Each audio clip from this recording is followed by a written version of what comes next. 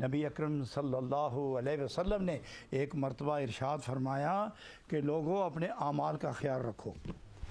اپنے اعمال کا خیال رکھو، کچھ بھی ہو تم نے قبر میں جانا ہے، اور جب قبر میں رکھے جاؤ گے تو واپس پلٹتے ہو،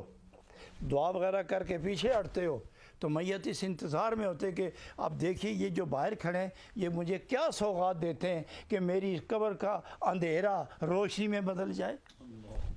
یہ کچھ نیکیاں دے جائیں، کوئی قرآن پڑھ کے یہاں چھوڑ جائے۔ میں مولانا اشرف علی تھانوی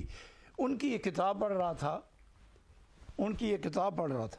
اس میں یہ واقعہ میں نے پڑھا، ہزاروں کو میں نے یہ واقعہ سنایا بھی اور کتاب بتائی بھی، کہ ایک اللہ اللہ کرنے والی بندی فوت ہو گئی، اسے قبر میں مدفون کیا، مٹی ڈالی،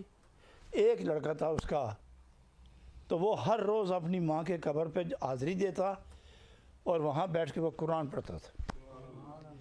تھوڑی دیر قرآن پڑھنے کے بعد وہ تجارت کے لیے چلا جاتا تھا۔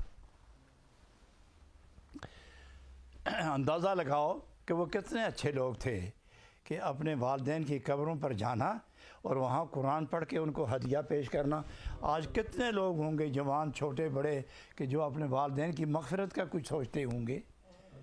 بار کیف یہ دردناک واقعہ اسے نہیں چھیڑتا میں، لیکن ایک دن وہ بچہ گیا قبر کے سرانے بیٹھا، ابھی قرآن پاک اس نے شروع ہی کیا تھا کہ قبر سے آواز آئی کہ میرے بیٹے قرآن نہ پڑھنا،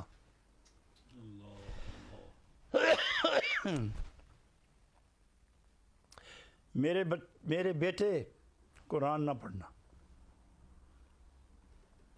تو اس نے ماں کی آواز پہچانی، آپ دیدہ دل گرفتہ ہو گیا کہ اتنے عرصے کے بعد ماں کی آواز سنی ہے،